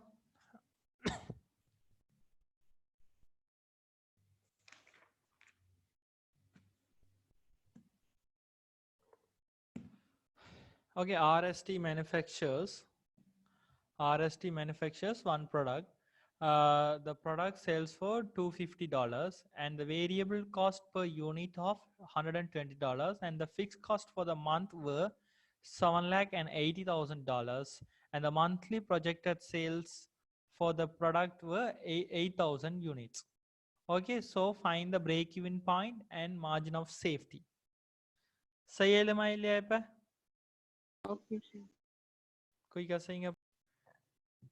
Then இப்ப பாப்போம் margin of safety எவ்வளவு யூனிட்ஸ்னு சொல்லிருக்காங்க? 8,000 யூனிட்ஸ். என்ன? அப்ப நீங்க எனக்கு சொல்லுங்க margin of safety 8,000 யூனிட்ஸ்ல எவ்வளவு ப்ராஃபிட் கிடைக்கும்? இப்ப அடுத்த கேள்வி என்னன்னு சொன்னா இப்ப உங்களுக்கு சொல்லிருக்காங்க தானே இப்ப break even point அப்படி காணோம் break even point equal fixed cost divided by contribution per unit. Fixed cost எவ்வளவு 7,80,000 divided by contribution per unit எவ்வளவு selling price per unit minus variable cost per unit. Selling price 250 minus variable cost எவ்வளவு 120. அதுல இருந்து minus பண்ணிவிட்டா எவ்வளவு வரப்போகுது contribution per unit 130. அப்ப 7,80,000 130 contribution per unit divide பண்ணா இந்த break even point எவ்வளவு வரப்போகுது 6,000. So margin of safety எவ்வளவு இருந்திருக்காங்க 8,000 units. Okay, projected sale 8,000 units. அடுத்தது break even point 6,000. So margin of safety in units 2,000 units. இதுல இருந்து மைனஸ் பண்ணா 2,000. So margin of safety in percentage ன்னு சொன்னா 8,000 மேல projected sales minus break even sales. அப்படி break even sales பாத்தீங்கன்னா 6,000. இது projected sales minus break even sales divided by projected sales. பாத்தீங்கன்னா 25% வருது 100 மல்டிப்ளை பண்ணா. இப்போ எனக்கு அடுத்த கேள்வி நான் கேட்கிறேன் margin of safety இது இந்த 8,000 யூனிட்ஸ்ல எவ்வளவு உங்களுக்கு ப்ராஃபிட் இருக்குது எவ்வளவு ப்ராஃபிட் கிடைக்கும்? ஓகே, அடுத்த கேள்வி எந்த கேள்வி என்னன்னு சொன்னா 8,000 யூனிட்ஸ்ல எவ்வளவு ப்ராஃபிட் கிடைக்க போகுது using the margin of safety. ஏன்னு சொன்னா பிரேக் ஈவன் பாயிண்ட்டுக்கு இப்போ அங்களுக்கு வர ஒவ்வொரு யூனிட்ஸுக்குமே உங்களுக்கு என்னன்னு சொன்னேன் பிரேக் ஈவன் பாயிண்ட் இருக்குதா இல்லையா? பிரேக் ஈவன் பாயிண்ட் எவ்வளவு 6,000 யூனிட்ஸ், அதான் பிரேக் ஈவன் பாயிண்ட். அதுக்கு பிறகு நீங்க ஏர்ன் பண்ற சேல்ஸ் பண்ற ஒவ்வொரு யூனிட்ஸுக்குமே என்ன கிடைக்க போகுது உங்களுக்கு எவ்வளவு கண்ட்ரிபியூஷன் ஒவ்வொரு யூனிட்ஸுக்கான கண்ட்ரிபியூஷன் எவ்வளவு $130. $130 ஒவ்வொரு யூனிட்ஸுக்கும் எவ்வளவு கிடைக்க போகுது $130 வந்து கண்ட்ரிபியூஷனா கிடைக்க போகுது. அப்படி எவ்வளவு யூனிட்ஸ் இருக்குது உங்களுக்கு இதுக்கு மார்ஜின் ஆஃப் சேஃப்டிக்கு 2,000 units. அப்ப நீங்க ஒரு யூனிட் பிரேக் ஈவன் பாயிண்ட்க்கு பிறகு நீங்க சேல்ஸ் பண்ணீங்கன்னு சொன்னா ஒரு யூனிட் நீங்க பிரேக் ஈவன் பாயிண்ட்க்கு பிறகு சேல்ஸ் பண்ணீங்கன்னு சொன்னா ஒரு யூனிட்டுக்காண்டி உங்களுக்கு கிடைக்க போறது எவ்வளவு $130 வந்து உங்களுக்கு ப்ராஃபிட்டா கிடைக்க போகுது. அது விளங்கிச்சா? ஒரு யூனிட்டை சேல்ஸ் பண்ணா உங்களுக்கு கிடைக்க போற $130 வந்து ப்ராஃபிட்டா கிடைக்க போகுது. அப்படி 2,000 யூனிட்டை நீங்க சேல்ஸ் பண்ண போறீங்க எக்ஸ்ட்ராவா. அப்ப அவ்வளவு யூனிட்டுக்கும் எவ்வளவு ப்ராஃபிட் கிடைக்க போகுது 260,000. அதான் என்னது மார்ஜின் ஆஃப் சேஃப்டில கிடைக்கிற ப்ராஃபிட். இது விளங்கிச்சா உங்களுக்கு? Margin of safety in monthly profit. ஏன் எவ்வளவு கிடைக்க போகுது உங்களோட மார்ஜின் ஆஃப் சேஃப்டி 2,000 யூனிட். ஒரு யூனிட்டுக்கு எவ்வளவு கிடைக்க போகுது அப்ப 2,000 units into contribution per unit. இது விளங்கிச்சா? பரிமளா விளங்குதா உங்களுக்கு? அனிதா இத விளங்காம இருக்கா? கஷ்டமா இருக்கா இது? இல்ல sir. Okay, and Nilanjini okay? Rasika okay sir. அப்ப ஒரு மார்ஜின் ஆஃப் சேஃப்டிக்கு பிறகு விக்கிற ஒவ்வொரு யூனிட்ஸ் மூலம் கிடைக்கிற கண்ட்ரிபியூஷன் எல்லாமே என்னன்னு சொன்னேன் ப்ராஃபிட் என்று சொன்னேன். அப்ப அதுக்கு பிறகு மார்ஜின் ஆஃப் அதாவது உங்களோட பிரேக் ஈவன் பாயிண்ட்டுக்கு பிறகு நீங்க சேல்ஸ் பண்ற ஒவ்வொரு யூனிட்ஸ் மூலம் கிடைக்கிற கண்ட்ரிபியூஷன் என்ன கருதப்படும் ப்ராஃபிட்டா கருதப்படும். இது கிளியரா? ஓகே, அப்ப உங்களுக்கு எவ்வளவு ஒரு யூனிட்ஸுக்கு கண்ட்ரிபியூஷனா கிடைக்க போகுது 130. அப்ப அப்படி எத்தனை யூனிட்ஸ் நீங்க எக்ஸ்ட்ரா ப்ரொஜெக்ட் பண்றீங்க விக்கலாம்னு சொல்லி 2000 extra. units. 2000. அப்ப அவ்வளவு யூனிட்ஸ்க்கு அவ்வளவு ப்ராஃபிட் கிடைக்க போகுது. 2,60,000 இது ஒரு dollars. விதமா இப்படி காணலாம். ஓகே, இது ஒரு விதமா காணலாம். இன்னும் ஒரு விதமா காணலாம் என்னன்னு சொன்னா 8,000 யூனிட்ஸுக்குமே எவ்வளவு கண்ட்ரிபியூஷன் வரும்னு பார்க்கணும். சரியா, உங்க டோட்டல் கண்ட்ரிபியூஷன் இருக்குதா இல்லையா? டோட்டலுக்கு இப்போ ஒரு யூனிட்டுக்கான கண்ட்ரிபியூஷன் எவ்வளவு? ஒரு யூனிட்டுக்கு 130. அப்படி 8,000 யூனிட்டுக்கும் எவ்வளவு கண்ட்ரிபியூஷன் வர போகுது? 10,40,000. சரியா, இது அப்ப என்ன 8,000ல வர டோட்டல் கண்ட்ரிபியூஷன். அதுல இருந்து உங்களோட ஃபிக்ஸ் காஸ்ட்டை கழிச்சு விட்டாலும் சரி, ஏன் பிரேக் ஈவன் பாயிண்ட்ல உங்களோட ஃபிக்ஸ் காஸ்ட்டும் பிரேக் ஈவன் பாயிண்ட்டுக்கான டோட்டல் கண்ட்ரிபியூஷன் என்ன இருக்கும்? ஈக்குவலா இருக்கும். அப்ப உங்களோட ஃபிக்ஸ் காஸ்ட்டை கழிச்சு விட்டீங்கன்னு சொன்னா அவ்வளவுமே என்னது அங்காலைக்கு வர அவ்வளவுமே என்னது ப்ராஃபிட்டா இருக்கும். ஏன் பிரேக் ஈவன் பாயிண்ட் தான் இந்த இவ்வளவுமே கவர் பண்ணிடுவீங்களா இல்லையா? இந்த 7,80,000 பிரேக் ஈவன் பாயிண்ட்ல கவர் பண்ணிடுவீங்க. விளங்கிச்சா? அதுக்கு பிறகு அங்காலைக்கு நீங்க விற்கிற எல்லா கண்ட்ரிபியூஷனுமே என்னது ப்ராஃபிட். விளங்கிச்சா? உங்களோட பிரேக் ஈவன் பாயிண்ட் எவ்வளவுன்னு சொன்னீங்க? 6,000. 7,80,000 யூனிட்ஸ் உங்களுக்கு ஃபிக்ஸ் காஸ்ட் வந்து எத்தனை யூனிட்ஸ் நீங்க சேல்ஸ் பண்ண கவர் ஆகும்? 6,000 units. 6,000 யூனிட்ஸ். அது விளங்கிச்சா? இங்க பாருங்க, இந்த பிரேக் ஈவன் பாயிண்ட் 6,000 யூனிட்ஸ்னு சொன்னா என்ன மீனிங்? இதுல உங்களோட டோட்டல் ஃபிக்ஸ் காஸ்ட் அவ்வளவு கவர் ஆயிட்டுன்னு அர்த்தம். விளங்கிச்சா? உங்களோட டோட்டல் ஃபிக்ஸ் காஸ்ட் அவ்வளவு இந்த பிரேக் ஈவன் பாயிண்ட் 6,000 யூனிட்ஸ்ல கவர் ஆயிட்டு. ஸோ அதுக்கு பிறகு நீங்க சேல்ஸ் பண்ற ஒவ்வொரு யூனிட்ஸுமே உங்களுக்கு என்ன கருதப்படும்? ஒவ்வொரு யூனிட்ஸ் மூலம் கிடைக்கிற கண்ட்ரிபியூஷன் எல்லாமே என்ன கருதப்படும்? ப்ராஃபிட்டா கருதப்படும். இது விளங்கிச்சா நான் சொல்றது? பரிமளா விளங்குதா நான் சொல்றது? Yes sir. Rasika? Oh sir. And Nilanjini Anitha? Yes sir. Awesome. Okay, அப்ப அதுக்கு பிறகு விற்கிற ஒவ்வொரு யூனிட்ஸுமே என்ன கருதப்படும்? ப்ராஃபிட்டா கருதப்படும். ஓகே, அப்ப நீங்க உங்களுக்கு அப்ப 8,000 யூனிட்ஸ்ல உங்களுக்கு டோட்டல் கண்ட்ரிபியூஷன் காணலாமா இல்லையா? அது எப்படி காட்டணும்? ஒரு யூனிட்டுக்கான கண்ட்ரிபியூஷன் $130. அப்படி 8,000 யூனிட்ஸ்க்கு எவ்வளவு வர போகுது? 10,40,000. சரியா, அதுல உங்களுக்கு பிரேக் ஈவன் பாயிண்ட்ல இருக்க ஃபிக்ஸ் காஸ்ட் எவ்வளவு? 7,80,000. கழிச்சு விட்டீங்கன்னு சொன்னா உங்க இதுல இருந்து இதை கழிச்சு விட்டீங்கன்னு சொன்னாலும் உங்களோட ப்ராஃபிட் வரும். 8,000 யூனிட்ஸ்ல இவ்வளவு ப்ராஃபிட்னு சொல்லி ரெண்டு விதமாவும் காணலாம். இது விளங்கிச்சா உங்களுக்கு? Okay sir. யாருக்கு இது விளங்கல? நான் கண்டது விளங்காம இருக்கா? யா சார், அப்படின்னா ஒரே ஒரு ப்ராடக்ட் இருக்குதுன்னா செய்யணும்? ஒரு ப்ராடக்ட்டுக்கு தான் செய்யணும். மல்டி இதுல ஒரு ட்ராப் நான் அது பிறகு சொல்றேன். ஓகே, அவங்களே பாப்போம். Okay, the margin of safety can also be used as a one route to profit calculations.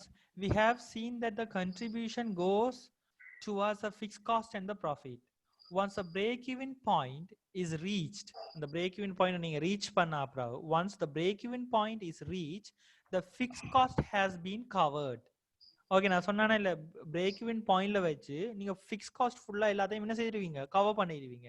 அதுக்கு பிறகு அந்த பிரேக் ஈவன் பாயிண்ட்டுக்கு பிறகு நீங்க சேல்ஸ் பண்ற ஒவ்வொரு யூனிட்ஸ் மூலமும் கிடைக்கிற கண்ட்ரிபியூஷன் ஃபுல்லாவே என்ன கருதப்படும்? ப்ராஃபிட்டா கருதப்படும். கிளியரா? இது once the break even point is reached, the fixed cost has been covered. After the break even point, there are no more fixed cost covered. Okay, after the break even point, say after the break even point, இப்ப பாருங்க நான் அந்த படத்தை காட்டணும். Okay, இந்த படத்தை காட்டி விளங்கப்படுத்தினா உங்களுக்கு ஈஸியா இருக்கு.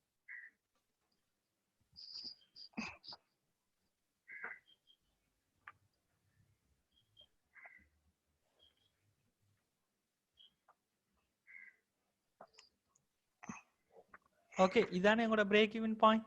இந்த பிரேக் ஈவன் பாயிண்ட்ல உங்களுக்கு 6,000 யூனிட்ஸ் வந்திருக்கு. அண்ட் வெப்பமே the margin of safety can also be used as a one route to profit calculation. We have seen that the contribution goes towards the fixed cost and profit. Once the break-even point is reached, the fixed cost has been covered. In the point line fixed cost has been totally covered பண்ணிடுவோம்.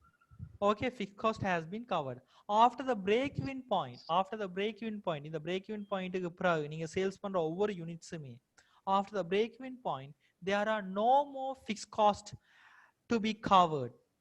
Okay, after the break-even point, there are no more fixed costs to be covered, and all the contribution goes towards making profits.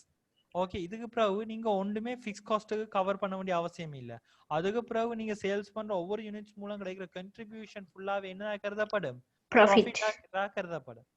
விளங்கிச்சா? இது விளங்கிச்சா எல்லாருக்கும்? Okay Anitha, Parimala? Okay sir.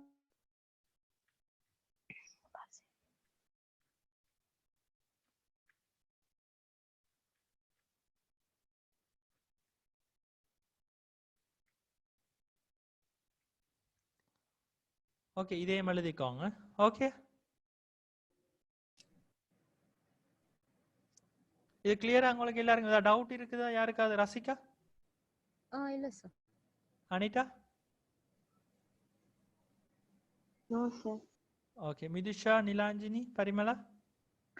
இல்ல sir. Parimala no sir. இருக்கா? No. Okay, Nilanjini okay sir. Change பண்றேன்னா ஒரு கேள்வி ஒன்று தாரேன், செய்துட்டு வாங்க next class. Okay. CS ratio போயிட்டாங்களா? அண்டர்ஸ்டாண்டிங் செய்யலையா? ஓகே, இல்லை நான் நெக்ஸ்ட் கிளாஸுக்கு கேள்வி தரேன். ஓகே ஓகே, அப்போ நெக்ஸ்ட் கிளாஸ் தரேன். டுடே எவ்வளோத்தோட ஸ்டாப் பண்ணுறேன். Thank you. Thank you, sir. God bless you, sir. Okay, thank you. Thank you sir. God bless you sir. Be okay, safe sir. Thank you. Bye.